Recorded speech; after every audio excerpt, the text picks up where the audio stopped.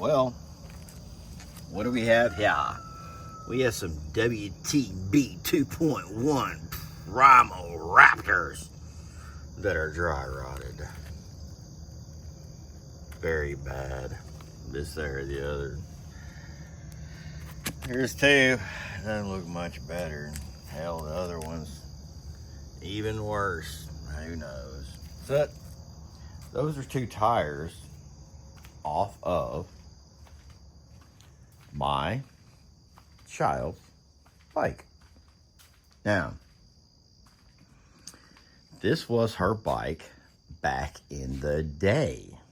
Now, this was a long time ago, and she rode this bike out in Moab, Utah.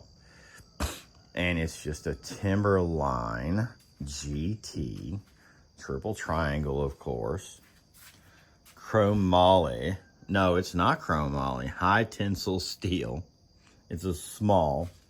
Has two water bottle cages. I, of course, am rebuilding it. I put the Hyperlite bars on it because it's period correct. Maybe a little bit before this one. This was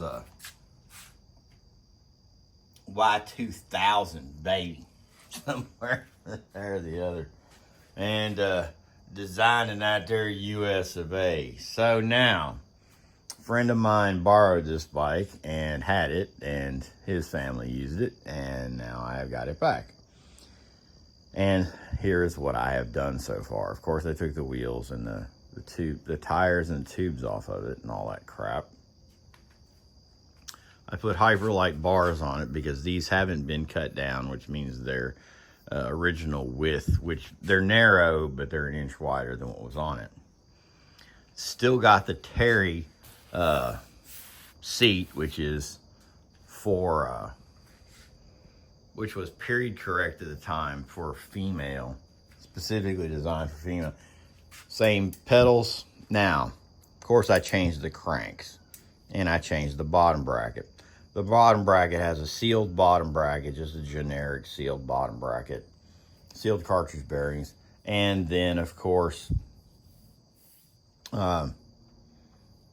we've got just a 1x generic POS crank that came off of something. Probably these came off of probably came off the Ridge, I would guess. So it's a thin tooth, fat tooth, thin tooth, fat tooth, man. That kind of thing, man.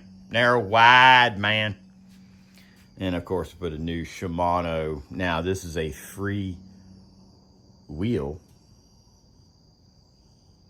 Not a free hub, whatever. So, it's free wheel. So, we're using a Shimano Mega Range on it. 7-speed Acera shifter.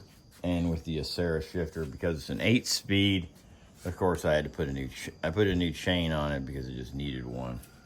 And then we're using the micro shift shifter with it. An 8-speed shifter, I know it's a 7-speed, this there, the other, built on dork disc. But, you know, we're going for parts that we have. Now, all of this stuff that I just did were off takeoff parts, off other bikes. The rear gear was a new piece. The gear cluster, the freewheel, was a new piece. That was a $15. The Acera came off of the Ozark Trail G1 Explorer because that was the derailleur I had on it because we played with it a little bit. And then the crank came, and the bottom bracket probably came off something else. These pedals came off of this Gary Fisher back in the day because it's got clipless pedals on it. And It's parts of a bunch of different stuff, man. But this is what I'm doing this morning, is waking up, figuring out what I want to do.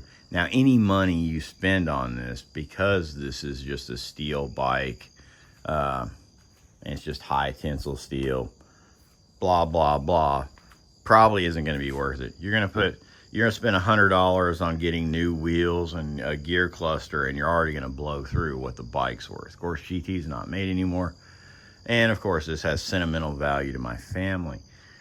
So what I've spent on it so far is absolutely nothing. What I'm gonna wind up doing is put 2 tires on it. I'm gonna put 2 tubes on it, and get some grips for it, and then the project's done.